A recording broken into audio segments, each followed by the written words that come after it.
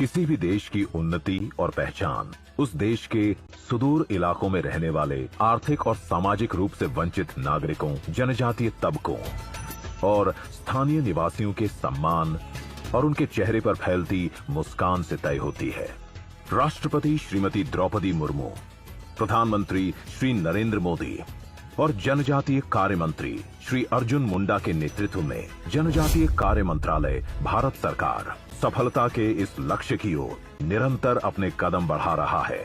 साथियों, वन धन योजना हो, वनोपज को एमएसपी के दायरे में लाना हो या बहनों की संगठन शक्ति को नई ऊर्जा देना, ये जनजातीय क्षेत्रों में अभूतपूर्व अवसर पैदा कर रहे हैं।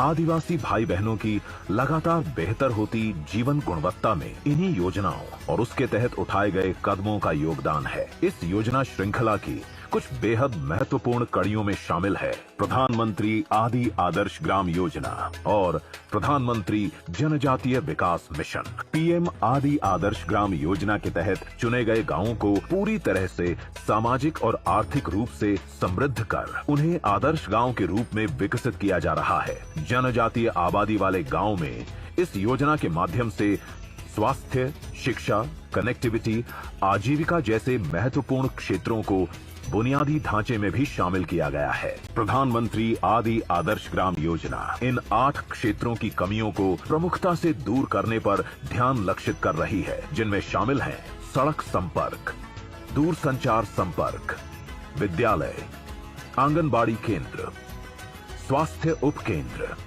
पेयजल सुविधा, जल निकासी और ठोस अपशिष्ट प्रबंधन इत्यादि। इसी योजना श्रृंखला में आदि आदर्श ग्राम योजना का पूरक है प्रधानमंत्री जनजातीय विकास मिशन। आदिवासियों द्वारा एकत्रित एमएफपी का संसाधन, वन धन निर्माता उद्यमों के माध्यम से इसका विपणन, आत्मनिर्भर भारत अभियान के हिस्से के रूप में नए हाट बाजार और माल गोदाम का विकास इत्यादि इसके प्रमुख लक्ष्य हैं। ये योजना आदिवासियों के लिए आजीविका आधारित विकास सुनिश्चित करती है। आजीविका सहायता प्रदान करने के उद्देश्य से ये योजना न्यूनतम समर्थन मूल्य पर एमएफपी के विपणन में सहायता के लिए सदैव तत्पर रहती है। इस योजना के लिए 87 लघु वन उत्पाद चुने गए हैं।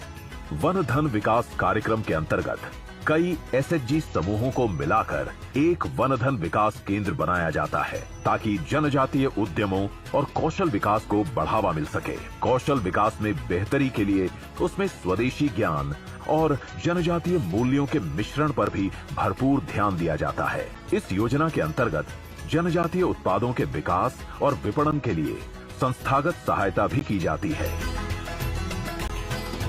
योजना को लागू करने की जिम्मेदारी नोडल एजेंसी ट्राइफेड के कंधों पर है। वहीं वन उत्पादों का विपणन ट्राइब इंडिया स्टोर्स के माध्यम से किया जा रहा है। इतना ही नहीं, भारत सरकार अपनी योजनाओं को मूर्त रूप देने में आने वाली आखिरी बाधाओं को भी पार करने के उद्देश्य से एनएसटी-एफडीसी के माध्यम से रियायती दरों पर ऋण भी मुहैया करवाती है, जिसके तहत स्वरोजगार ऋण, शिक्षा ऋण इत्यादि प्रदान किए जाते हैं। सबका साथ, सबका विकास और वोकल फॉर लोकल जैसे नारे अब महज नारे न होकर क्रांति का बिगुल बन गए हैं। जनजातीय सशक्तिकरण और गौरवशाली भारत का सपना अब यथार्थ में तब्दील होता नजर आ रहा है। आप भी हर गांव को आत्मनिर्भर बनाने और आदिवासियों और जनजातीय समूहों के सुनहरे भविष्य को संरक्षित करती इस पहल में साथ आएं और गौरवशाली भारत का निर्माण सुनिश्चित करें।